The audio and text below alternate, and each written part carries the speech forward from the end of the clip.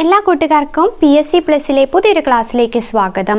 കെമിസ്ട്രിയായി relate ചെയ്ത് ഇനി നമ്മൾ പഠിക്കാൻ പോകുന്ന 8ാം ക്ലാസ്സിലെ 15ാമത്തെ ചാപ്റ്ററാണ് ലായനികൾ അഥവാ സൊല്യൂഷൻസ് എന്ന ചാപ്റ്ററാണ് നമ്മളിന്ന് പഠിക്കാൻ പോകുന്നത്. അപ്പം ഇനി മുതൽ 2 ക്ലാസ് വീതം നമ്മൾ മിനിമം പഠിക്കുന്നുണ്ട് കേട്ടോ. കെമിസ്ട്രിയായി റിലേറ്റ് ചെയ്ത് നമുക്ക് പെട്ടെന്ന് തന്നെ തീർക്കേണ്ട, എന്നിട്ട് റിവിഷന് വേണ്ടിയിട്ടുള്ള ടൈമും കൂടി കണ്ടെത്തിയിട്ടാണ് നമ്മൾ പഠിക്കേണ്ടത്. അതുകൊണ്ട് 2 ക്ലാസ് വീതം പഠിക്കുന്നുണ്ട്.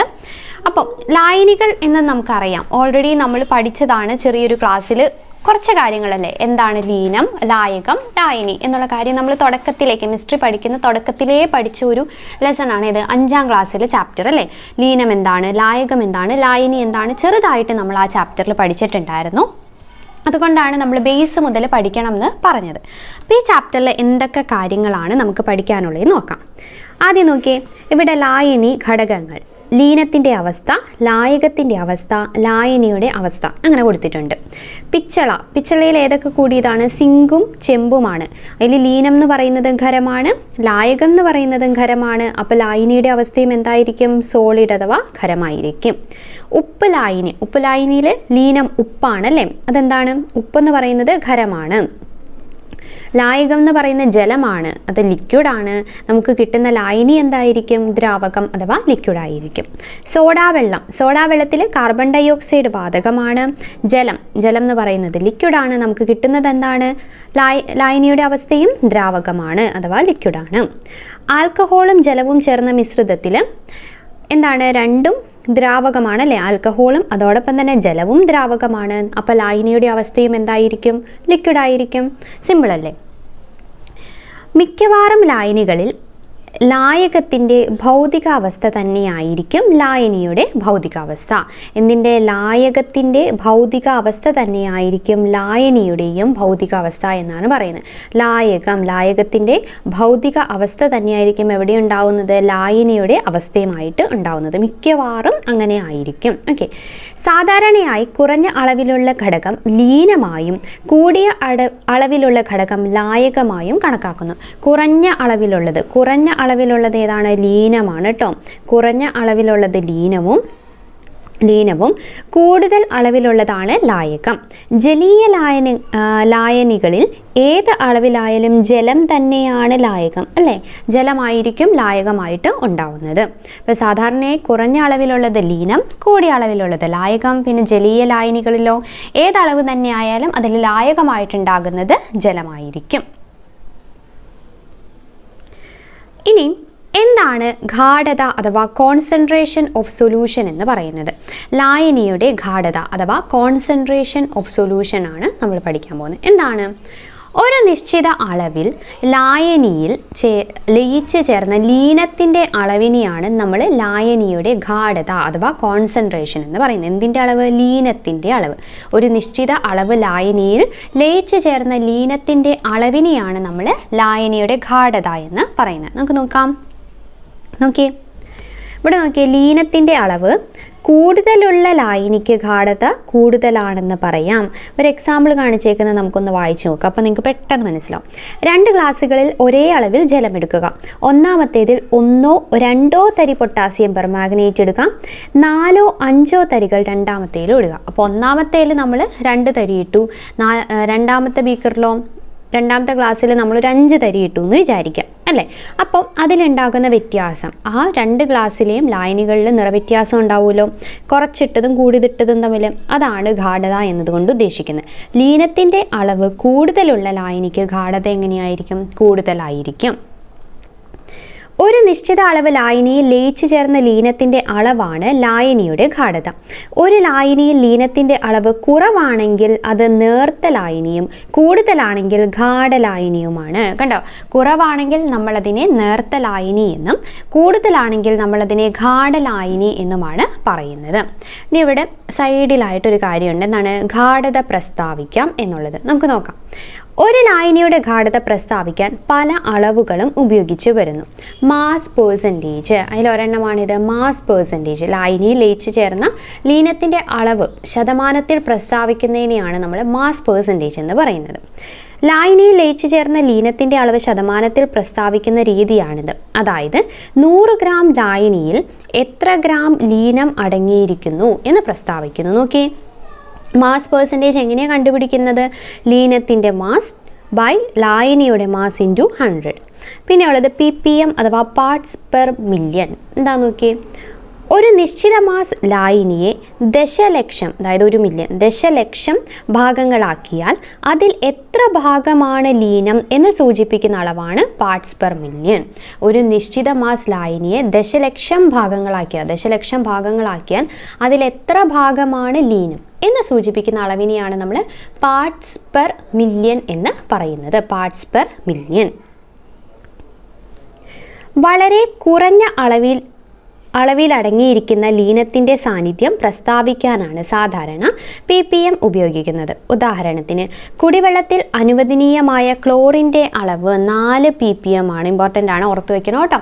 കുടിവെള്ളത്തിൽ അനുവദനീയമായ ക്ലോറിൻ്റെ അളവ് എത്രയാണ്? 4 പാർട്സ് പെർ മില്യൺ ആണ്, 4 ppm ആണ്. അപ്പോൾ വളരെ കുറഞ്ഞ അളവിൽ അടങ്ങിയിരിക്കുന്ന ലീനത്തിൻ്റെ സാന്നിധ്യം പ്രസ്താവിക്കാൻ ഉപയോഗിക്കുന്ന യൂണിറ്റ് ഏതാണ്? പാർട്സ് പെർ മില്യൺ ആണ്.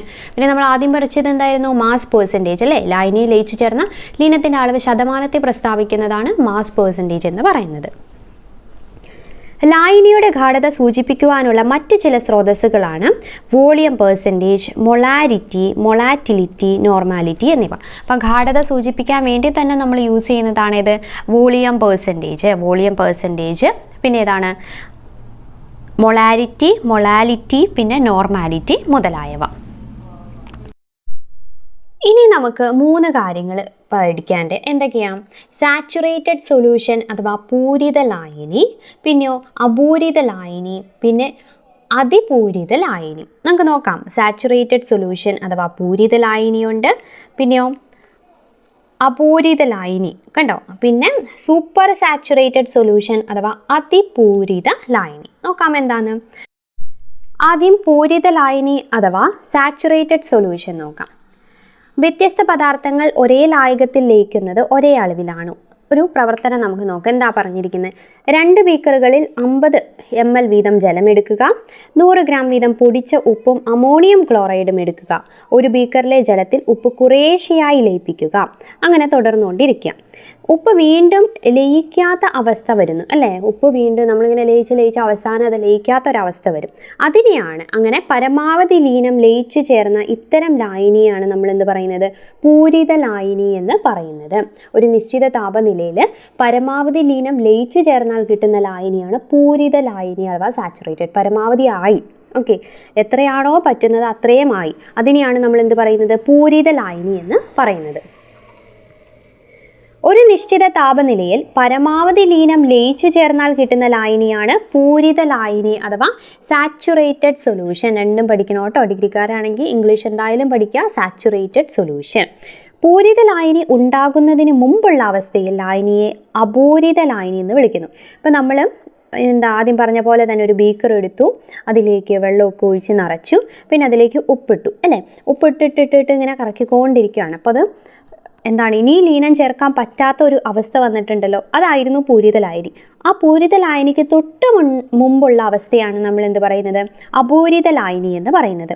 അപൂരിത ലായനിക്ക് വീണ്ടും ലീനത്തെ ലയിപ്പിക്കാൻ കഴിയും. അപ്പോൾ കുറച്ചും കൂടി ഇട്ട് കഴിഞ്ഞാലും, അപൂരിത ലായനിയാണെങ്കിൽ കുറച്ചും കൂടി ഇട്ട് കഴിഞ്ഞാൽ നമുക്ക് എന്ത് ചെയ്യാം? ലയിപ്പിക്കാൻ പറ്റും. അപ്പോൾ അപൂരിത ലായനി കഴിഞ്ഞിട്ടുള്ള അവസ്ഥയാണ് പൂരിത ലായനി എന്ന് പറയുന്നത്. ഇനി നോക്കിയേ, അടുത്തത് അതിപൂരിത ലായനി. നമുക്ക് സോലുബിലിറ്റി പഠിക്കാട്ടെ, അതിനു മുമ്പ് ഇതും കൂടി നോക്കാം. അതിപൂരിത ലായനി എന്താണ്? പൂരിതമാകാൻ ആവശ്യമായതിലും അധികം ലീനം ലയിച്ചു ചേർന്ന ലായനിയെ അതിപൂരിത ലായനി എന്ന് പറയുന്നു. നമ്മളിപ്പോൾ ഒരു സൊല്യൂഷൻ ഉണ്ടാക്കുവാണ്. ബീക്കർ എടുത്തു, വെള്ളം ഒഴിച്ചു, കുറേ പഞ്ചസാരയൊക്കെ ഉണ്ട് നിറച്ചു. എന്നിട്ട് നമ്മൾ അതിനെ ആദ്യം എന്തായി? അപൂരിത ലായനിയാണ്. അപ്പോൾ നമ്മൾ കുറച്ചും കൂടി പഞ്ചസാരയൊക്കെ ഇട്ട് അതിനെ പൂരിത ലായനിയാക്കി. ഇനി അതിൽ ആ ലീനം, അതായത് പഞ്ചസാര ചേർക്കാൻ കഴിയാത്ത അവസ്ഥ വന്നപ്പോൾ നമ്മൾ എന്ത് ചെയ്തു എന്നറിയോ? അതിനെ കുറച്ച് ചൂടാക്കി. ഓക്കെ, കുറച്ച് ചൂടാക്കി. അപ്പോൾ ചൂടാക്കി കഴിഞ്ഞ് പിന്നെയും നമ്മൾ പഞ്ചസാര ഇട്ടിട്ട് കൊടുക്കുകയാണ്. അപ്പോൾ അത് അലിയൂലോ. അങ്ങനെ നമ്മൾ ചേർക്കുന്നതിനെയാണ് എന്ത് പറയുന്നത്? അതിപൂരിത ലായനി അഥവാ സൂപ്പർ സാച്ചുറേറ്റഡ് സൊല്യൂഷൻ എന്ന് പറയുന്നത്. പൂരിതമാകാൻ ആവശ്യമായതിലും അധികം ലീനം ലയിച്ചു ചേർന്ന ലായനിയാണ് അതിപൂരിത ലായനി അല്ലെങ്കിൽ സൂപ്പർ സാച്ചുറേറ്റഡ് സൊല്യൂഷൻ എന്ന് പറയുന്നത്. മനസ്സിലായോ? ഇവിടെ നോക്കിയേ, ഇവിടെ എന്താ പറഞ്ഞിരിക്കുന്നതെന്ന് കണ്ടോ? ഉപ്പിൻ്റെ കാര്യമാണ് നമ്മൾ മുമ്പ് പറഞ്ഞ അല്ലേ ഉപ്പിൻ്റെ കാര്യമായിരുന്നു. അപ്പോൾ ഉപ്പിൻ്റെ പൂരിത ലായനിയിൽ അല്പം കൂടി ഉപ്പ് ചേർത്ത് ചൂടാക്കി നോക്കൂ. അപ്പോൾ എന്താണ് സംഭവിക്കുന്നത്? അങ്ങനെ നമ്മൾ കുറച്ചുകൂടി ചൂടാക്കിയിട്ട് ഇങ്ങനെ ചേർത്ത് കൊടുക്കുവാണ്. അതിനെയാണ് അതിപൂരിത ലായനി എന്ന് പറയുന്നത്. അതിപൂരിത ലായനി. ലീനത്തിൻ്റെ സ്വഭാവം, താപനില എന്നിവ ലേയത്വത്തെ സ്വാധീനിക്കുന്ന ഘടകങ്ങളാണ്. ഇനി നമുക്ക് നേരെ മുകളിൽ നമ്മൾ ലേയത്വം എന്താണെന്ന് പഠിച്ചില്ല അല്ലേ? ഇതൊന്ന് നോക്കാം. എന്താണ് ലേയത്വം? ഒരു നിശ്ചിത താപനിലയിൽ 100 ഗ്രാം ലായകത്തെ പൂരിതമാക്കാൻ ആവശ്യമായ ലീനത്തിൻ്റെ ഗ്രാമിലുള്ള അളവാണ് ആ ലീനത്തിൻ്റെ ലേയത്വം അഥവാ സോലുബിലിറ്റി എന്ന് പറയുന്നത്. ഒരു നിശ്ചിത താപനിലയിൽ 100 ഗ്രാം ലായകത്തെ പൂരിതമാക്കാൻ ആവശ്യമായ ലീനത്തിൻ്റെ ഗ്രാമിലുള്ള അളവ്.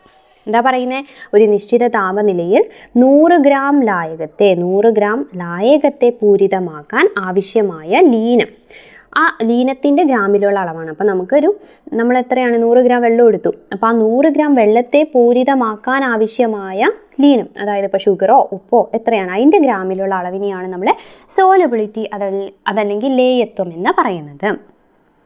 ഇനി ഇവിടെ പറഞ്ഞത് എന്താണ്? ലേയത്വത്തെ സ്വാധീനിക്കുന്ന ഘടകങ്ങൾ. ഏതൊക്കെയാണ് ലേയത്വത്തെ സ്വാധീനിക്കുന്ന ഘടകങ്ങൾ? ലീനത്തിൻ്റെ സ്വഭാവവും താപനിലയും. ലേയത്തെ സ്വാധീനിക്കുന്ന ഘടകങ്ങൾ ലീനത്തിൻ്റെ സ്വഭാവവും താപനിലയുമാണ്. ഇനി ഇവിടെ നോക്കി, ഇവിടെ ഒരു പട്ടിക കൊടുത്തേക്കുന്നത് എന്താണ്? 30 ഡിഗ്രി സെൽഷ്യസ് താപനിലയിൽ ചില പദാർത്ഥങ്ങളുടെ ലേയത്വമാണ് കൊടുത്തിരിക്കുന്നത്. സോഡിയം ക്ലോറൈഡ് എത്രയാണ്? 36.1, potassium nitrate 48, potassium chloride 37.2, copper sulphate 37.8, sodium nitrate 87.6, calcium chloride 100, calcium sulphate 0.264, ammonium chloride 41.4. ഇനി നമുക്ക് പഠിക്കാനുള്ളത് എന്താണ് ഗ്രോയിങ് ക്രിസ്റ്റൽ, വളരുന്ന പരൽ എന്ന് പറയുന്നത് എന്താണ്? ഇപ്പം എന്തൊക്കെ പഠിച്ചു നമ്മൾ? സാച്ചുറേറ്റഡ്, അതായത് പൂരിത ലായനി, അപൂരിത ലായനി, അതിപൂരിത ലായനി, 3 ഓർമ്മയുണ്ടല്ലോ എന്താണെന്നുള്ളത്. പിന്നെ അതിൻ്റെ കൂടെ തന്നെ സോലുബിലിറ്റി എന്താണ് എന്നുള്ളതും പഠിച്ചു. ഇനി നമ്മൾ നോക്കാൻ പോകുന്നത് വളരുന്ന പരൽ എന്താണെന്നാണ്. വളരുന്ന പരൽ നോക്കി, ഇവിടെ ഒരു ഒരു എക്സ്പെരിമെൻറ്റ് കൊടുത്തിട്ടുണ്ട്. അത് വായിക്കുമ്പോൾ നിങ്ങൾക്ക് മനസ്സിലാവും. നമുക്ക് നോക്കാം. 25 ml ജലത്തിൽ കോപ്പർ സൾഫേറ്റിൻ്റെ പൂരിത ലായനി തയ്യാറാക്കുക. അപ്പോൾ നമ്മൾ എന്ത് ചെയ്തു? ഒരു പൂരിത ലായനി 25 ml ജലത്തിൽ ഒരു പൂരിത ലായനി, കോപ്പർ സൾഫേറ്റ് ഇട്ടിട്ട് ഒരു പൂരിത ലായനി നമ്മൾ അങ്ങോട്ട് തയ്യാറാക്കി. ഈ ലായനി ചൂടാക്കി കൂടുതൽ ലീനം ചേർത്ത് അതിപൂരിത ലായനി ഉണ്ടാക്കുക. എന്നിട്ട് നമ്മളതിന് ചൂടൊക്കെ കൊടുത്തു, പിന്നെയും കോപ്പർ സൾഫേറ്റ് ഒക്കെ ഇട്ട് നമ്മളതിനെ സൂപ്പർ സാച്ചുറേറ്റഡ് അല്ലെങ്കിൽ അതിപൂരിത ലായനിയാക്കി മാറ്റി. ലായനി സാധാരണ താപനിലയിലേക്ക് തണുപ്പിക്കുക. ഇപ്പോൾ ചൂടാക്കിയിട്ടാണല്ലോ നമ്മൾ കോപ്പർ സൾഫേറ്റ് പിന്നെ ഇട്ടിട്ട് എന്താക്കിയത്? അതിപൂരിത ലായനിയാക്കിയത്. അത് കഴിഞ്ഞിട്ട് നമ്മൾ ആ ലായനി സാധാരണ താപനിലയിലേക്ക് തണുപ്പിക്കാൻ വെച്ചു. അതിനുശേഷം ഒരു ചെറിയ കഷണം കോപ്പർ സൾഫേറ്റ് ഒരു നൂലിൽ കെട്ടി തൂക്കിയിടുക. കണ്ടോ? ഈ ചിത്രത്തിൽ പോലെ തന്നെ നമ്മൾ എന്ത് ചെയ്യുന്നു? ഒരു കോപ്പർ സൾഫേറ്റ് എടുത്തിട്ട് നൂലിൽ കെട്ടി തൂക്കിയിടുകയാണ് ചെയ്യുന്നത്. കോപ്പർ സൾഫേറ്റിൻ്റെ ചെറിയ പരലെടുക്കാൻ ശ്രദ്ധിക്കുക. അപ്പോൾ നമ്മൾ ഇങ്ങനെ ഇട്ടതിന് ശേഷം ഒരു ദിവസത്തിന് ശേഷം നമ്മൾ നോക്കുമ്പോൾ എന്തായിരിക്കും സംഭവിക്കുക? അതാണ് നമ്മൾ കാണാൻ പോകുന്നത്. എന്താണെന്ന് നോക്കിയേ. അതിപൂരിത ലായനിയിൽ ലീനത്തിൻ്റെ ഒരു ക്രിസ്റ്റൽ ഇട്ടാൽ കൂടുതലായി ലയിച്ച ലീനം ആ ക്രിസ്റ്റലുകളിലായി അവക്ഷിപ്തപ്പെടുന്നത് കാണും. അതായത് നമ്മൾ കോപ്പർ സൾഫേറ്റ് ആണ് ലീനമായിട്ട് യൂസ് ചെയ്തത്. അപ്പോൾ കോപ്പർ സൾഫേറ്റ് ലീനമായിട്ട് യൂസ് ചെയ്തുകൊണ്ട് നമ്മൾ എന്തുണ്ടാക്കി? അതിപൂരിത ലായനി ഉണ്ടാക്കി. എന്നിട്ട് കോപ്പർ സൾഫേറ്റിൻ്റെ ഒരു ക്രിസ്റ്റൽ നമ്മൾ അങ്ങോട്ട് ഇട്ട് കൊടുത്തു. അപ്പോൾ അതിപൂരിത ലായനിയിൽ ആ ലീനത്തിൻ്റെ തന്നെ ക്രിസ്റ്റൽ ഇങ്ങനെ ഇട്ട് കൊടുത്താൽ അവിടെ ലീനത്തിൻ്റെ ക്രിസ്റ്റൽ കൂടുതലായി ലയിച്ച, അതായത് ഈ ഒരു ഇതിൽ കൂടുതലായി, അതിപൂരിതം എന്ന് വെച്ചാൽ കൂടുതലായി ലയിച്ച ലീനം അല്ലേ? അപ്പോൾ കൂടുതലായി ലയിച്ച ലീനം എന്ത് ചെയ്യും? ഈ ക്രിസ്റ്റലിലേക്ക്, നമ്മൾ ഇട്ട് കൊടുത്ത ക്രിസ്റ്റലിലേക്ക് ചേർന്ന് പോവും. ഓക്കെ, അപ്പോൾ നമുക്ക് എന്ത് ചെയ്യാൻ പറ്റും? ആ ക്രിസ്റ്റൽ വളർന്നു വരുന്നതായിട്ട് കാണാൻ സാധിക്കും, വലുതാവുന്നതായിട്ട് കാണാൻ സാധിക്കും. അതാണ് നമ്മൾ ഈ വളരുന്ന പരൽ അല്ലെങ്കിൽ ഗ്രോയിങ് ക്രിസ്റ്റൽ എന്നതുകൊണ്ട് ഉദ്ദേശിക്കുന്നത്. അത്രേ ഉള്ളൂ, സിമ്പിൾ അല്ലേ? ഇനി എന്താണ് അടുത്തത്? മിശ്രിതങ്ങളുടെ വർഗീകരണം നോക്കാം. എന്താണ് ഹോമോജീനിയസ് മിക്സ്ചർ എന്താണ് എന്നുള്ളത് നമ്മൾ നേരത്തെ തന്നെ ശുദ്ധപദാർത്ഥം മിശ്രിതമൊക്കെ പഠിച്ചതാണ്. അപ്പോൾ ഇതിൽ നമ്മൾ എന്താണ് ഹോമോജീനിയസ് മിക്സ്ചർ എന്താണ്, ഹെട്രോജീനിയസ് മിക്സ്ചർ എന്താണ്, അതായത് ഏകാത്മക മിശ്രിതവും ഭിന്നാത്മക മിശ്രിതവുമാണ് നോക്കാൻ പോകുന്നത്. ഒരു മിശ്രിതത്തിൻ്റെ എല്ലാ ഭാഗത്തും ഘടകങ്ങൾ ഒരേ അനുപാതത്തിലാണ് ചേർന്നിരിക്കുന്നതെങ്കിൽ ആ മിശ്രിതത്തെ ഏകാത്മക അല്ലെങ്കിൽ ഹോമോജീനിയസ് മിശ്രിതം എന്നാണ് പറയുന്നത്. എല്ലാ ലായനികളും ഏകാത്മക മിശ്രിതമാണ് അല്ലേ. ഇപ്പോൾ നോക്കിയ എക്സാമ്പിൾ പഞ്ചസാര ലായനി, ഉപ്പ് ലായനി, വായു, ആഭരണ നിർമ്മാണത്തിന് ഉപയോഗിക്കുന്ന സ്വർണം, അതൊക്കെ എങ്ങനെയാണ്? എല്ലാത്തിലും ഒരേ അനുപാതമാണ്. അതിനെ നമ്മൾ ഏകാത്മക മിശ്രിതം അല്ലെങ്കിൽ ഹോമോജീനിയസ് മിക്സ്ചർ എന്നാണ് പറയുന്നത്. ഇത്തരം മിശ്രിതങ്ങളിലെ ഘടകങ്ങളെ നഗ്നനേത്രം കൊണ്ട് വേർതിരിച്ച് കാണാൻ കഴിയില്ല. അപ്പം നമ്മൾ പഞ്ചസാര ലായനി ഉണ്ടാക്കി അല്ലേ, വെള്ളത്തിൽ പഞ്ചസാര കലക്കി പഞ്ചസാര ലായനി ഉണ്ടാക്കി കഴിയുമ്പോൾ നമുക്ക് അതിൻ്റെ ഘടകങ്ങൾ, ആ പഞ്ചസാര ശരിക്കും അലിയിച്ച് കഴിഞ്ഞ് കഴിഞ്ഞാൽ അതിൻ്റെ ഘടകങ്ങളെ നമുക്ക് നോക്കി കണ്ടുപിടിക്കാൻ പറ്റുമോ? ഇല്ല. അടുത്തത് എന്താണ്?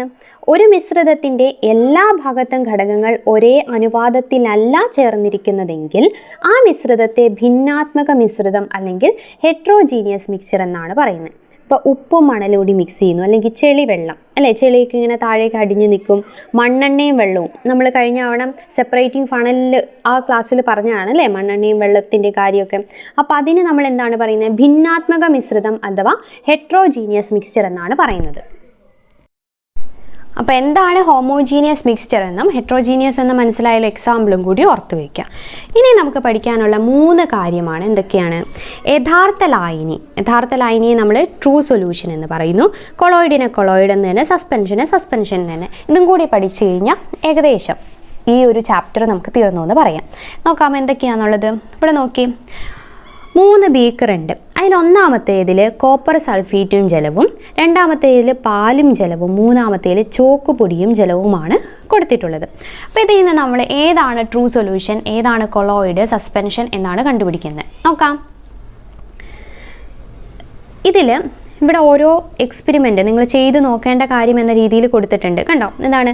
പ്രകാശപാത കാണാൻ സാധിക്കുന്നത് ബീക്കർ 1 പറ്റുമോ, 2 പറ്റുമോ, 3 പറ്റുമോ, പിന്നെ കണികകൾ കാണാൻ കഴിയുമോ എന്നുള്ള കാര്യം. അപ്പോൾ നമ്മൾ ഇങ്ങനെ എടുത്തു. ഒന്നാമത്തേൽ കോപ്പർ സൾഫേറ്റും ജലവും, പിന്നെ പാലും ജലവും കൂടി, പിന്നെ ചോക്ക് പൊടിയും ജലവും കൂടി എടുത്തു. എന്നിട്ട് നമ്മൾ ഇവിടുന്ന് ടോർച്ച് അടിച്ച് നോക്കുവാണ്. ഒന്നാമത്തേൽ നമ്മളിങ്ങനെ ടോർച്ച് അടിച്ച് നോക്കുമ്പോൾ അതിൽ പ്രകാശപാത കാണാൻ സാധിക്കുമോ എന്നാണ് ചോദിച്ചത്. കാണാൻ സാധിക്കുമോ? ഇല്ല. രണ്ടാമത്തേൽ ടോർച്ച് അടിക്കുമ്പോൾ പ്രകാശപാത കാണാൻ സാധിക്കുമോ? സാധിക്കും. മൂന്നാമത്തേൽ സാധിക്കുമോ? മൂന്നാമത്തേലും സാധിക്കും. ഓക്കെ. ഇനി കണികകൾ കാണാൻ കഴിയുമോ? ഇതിൽ കണികകൾ കാണാൻ കഴിയില്ല. ഒന്നാമത്തേൽ കാണാൻ കഴിയില്ല, രണ്ടാമത്തേലും കാണാൻ കഴിയില്ല, മൂന്നാമത്തേൽ കാണാൻ കഴിയും അല്ലേ. ചോക്ക് പൊടിയാണ്. ചോക്ക് പൊടി എന്ന് പറയുമ്പോൾ ഇങ്ങനെ താഴെ വന്ന് ഇങ്ങനെ കിടക്കുകയൊക്കെ ചെയ്യും അല്ലേ. പാലും ജലവും കൂടി ശരിക്കും അങ്ങോട്ട് മിക്സ് ചെയ്ത് കഴിഞ്ഞാൽ നമുക്ക് തിരിച്ച് പാലേതാ അങ്ങനെ കാണാൻ പറ്റുമോ? ഇല്ല. അതാണ് ഇവിടെ പറയുന്നത്. ഓക്കെ. ബീക്കർ 1 ഒരു യഥാർത്ഥ ലായനിയാണ്. ബീക്കർ 2 കൊളോയിഡാണ്. അപ്പോൾ പാലും വെള്ളവും എന്ന് പറയുന്നത് എന്താണ്? അത് കൊളോയിഡാണ്. ബീക്കർ 3 ഏതാണ്? സസ്പെൻഷനാണ്. നോക്കാം എന്താണെന്ന് നോക്കി. ഫിൽറ്റർ പേപ്പർ ഉപയോഗിച്ച് അരിക്കുന്നു. അതായത് ഇത് നമ്മൾ നോക്കുവാണ്. ഇപ്പോൾ യഥാർത്ഥ ലായനി ഫിൽറ്റർ പേപ്പർ വെച്ച് അരിച്ചു കഴിഞ്ഞാൽ ഘടകങ്ങളെ വേർതിരിക്കാൻ പറ്റുമോ? ഇല്ല. കൊളോയിഡും പറ്റുമോ? ഇല്ല. പക്ഷേ സസ്പെൻഷനിൽ നമുക്ക് ഫിൽറ്റർ പേപ്പർ വെച്ച് കഴിഞ്ഞാൽ ചോക്കുപൊടി കിട്ടൂലേ? കിട്ടും. ഇനി ശക്തമായ പ്രകാശ ബീം കടത്തിവിടുമ്പോൾ പ്രകാശത്തിൻ്റെ പാത ദൃശ്യമല്ല, മറ്റ് 2 ദൃശ്യമാണ്. ഇനി അനക്കാതെ നമ്മൾ വയ്ക്കുവാണ്.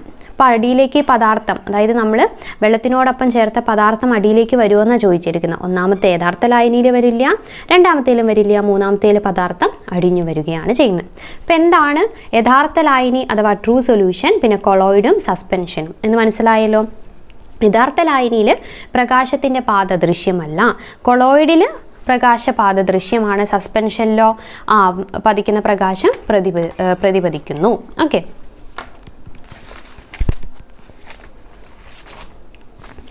ഇനി നിരീക്ഷണങ്ങളിലെ വ്യത്യാസത്തിന് കാരണം അതിലെ കണികകളുടെ വലിപ്പത്തിലുള്ള വ്യത്യാസമാണ് അല്ലേ. അതിൻ്റെ വലിപ്പത്തിലുള്ള വ്യത്യാസമാണ് ഇതിനുള്ള വ്യത്യാസത്തിന് കാരണം. നോക്കി, ലായനികളിൽ ലീനകണികകളുടെ വലിപ്പം വളരെ കുറവായതിനാലാണ് കണികകൾ നഗ്നനേത്രം കൊണ്ട് കാണാൻ കഴിയാത്തത്. അതായത് യഥാർത്ഥ ലായനി ട്രൂ സൊല്യൂഷനിൽ നമുക്കൊന്നും കാണാൻ പറ്റില്ല. എന്തുകൊണ്ടാണ്? ആ ലീനകണികകളുടെ വലിപ്പം വളരെ കുറവാണ്. ഇവയിലെ കണികകൾ അതിസൂക്ഷ്മ കണങ്ങളായതിനാൽ അവയ്ക്ക് പ്രകാശത്തെ വിസിരിപ്പിക്കാൻ, അതായത് പ്രകാശത്തെ കടത്തിവിടാൻ വേണ്ടിയിട്ട് സാധിക്കില്ല. അതുകൊണ്ട് പ്രകാശപാത കാണാൻ നമുക്ക് ഒന്നാമത്തെ ട്രൂ സൊല്യൂഷനിൽ പ്രകാശപാത നമുക്ക് കണ്ടില്ലല്ലോ. അതാണ്. കൊളോയിഡിലിന് എന്താ പറയുന്നത്? കൊളോയിഡ് എന്ന് പറയുന്നത് ഏതായിരുന്നു? പാലും ജലവും ചേർന്ന മിശ്രിതം അല്ലേ? കൊളോയിഡുകളിൽ അല്പം കൂടി വലിയ ലീനം കൊളോയിഡൽ കണികകളാണ് ഉള്ളത്. അതിനാൽ ഈ കണികകൾ പ്രകാശത്തെ വിസരിപ്പിക്കുന്നു, സ്കാറ്ററിംഗ് അല്ലെ, വിസരിപ്പിക്കുകയും പ്രകാശപാത ദൃശ്യമാവുകയും ചെയ്യുന്നു. ഇനി സസ്പെൻഷനിലാകട്ടെ നഗ്നനേത്രങ്ങൾ കൊണ്ട് കാണാൻ കഴിയുന്ന അത്രയും വലിപ്പമുള്ള സസ്പെൻഷൻ കണികകൾ, ചോക്കുപൊടി നമുക്ക് നഗ്നനേത്രം കൊണ്ട് കാണാൻ സാധിക്കും അല്ലേ, അവയിൽ പതിക്കുന്ന പ്രകാശം ഒട്ടാകെ പ്രതിപതിക്കുകയാണ് ചെയ്യുന്നത്. ഗുരുത്വാകർഷണം കാരണം അവ ക്രമേണ അടിയുകയും ചെയ്യുന്നു. ഗുരുത്വാകർഷണം കാരണം താഴെ അതെന്ത് ചെയ്യുന്നു? ചോക്കുപൊടി അടിയുന്നത് നമുക്ക് കാണാൻ വേണ്ടിയിട്ട് സാധിക്കും. ഓക്കെ, ഇനി അടുത്ത വേറൊരു എക്സ്പെരിമെൻ്റ് ആണ് ഇവിടെ കൊടുത്തിട്ടുള്ളത്. നമുക്ക് എന്താണെന്ന് നോക്കിയാലോ? നോക്കാം.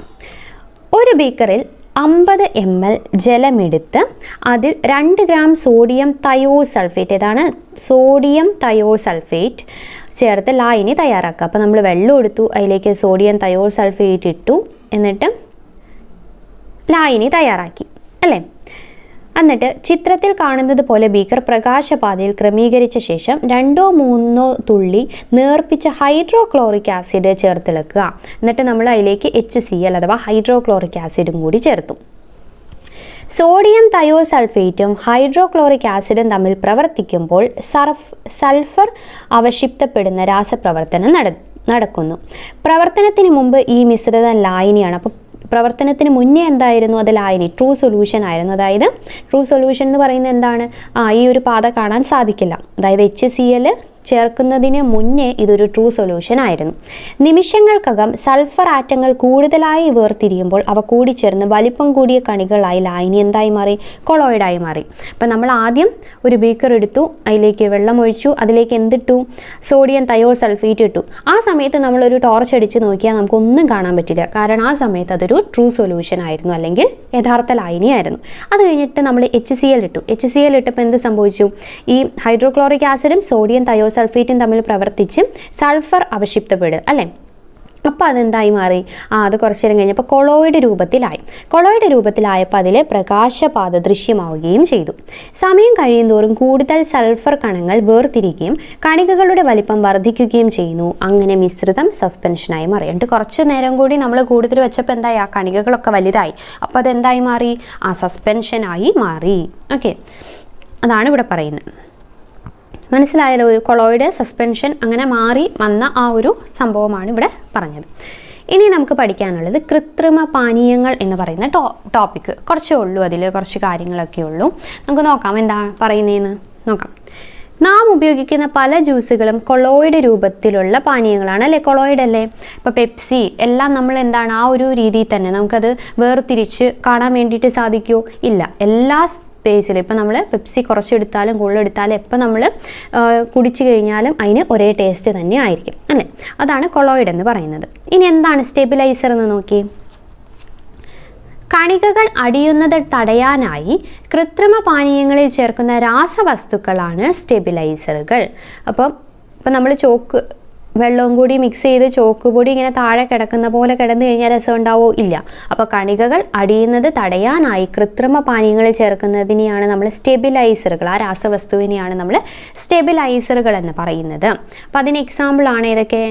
Brominated vegetable oil, sucrose acetate, isobutyrate, glyceryl ester of rosin എന്ന് പറയുന്നത്. ഏതൊക്കെയാണ്? Brominated vegetable oil, sucrose acetate, isobutyrate, glyceryl ester of rosin എന്നിവ. ഈ 3 ഒന്ന് പേരോർത്ത് വയ്ക്കണം. അതെന്താണത്? സ്റ്റെബിലൈസർ ആണ്. അപ്പോൾ സ്റ്റെബിലൈസറുകൾക്ക് ഉദാഹരണമല്ലാത്തത് ഏതാണ് എന്ന രീതിയിൽ വരാം കേട്ടോ.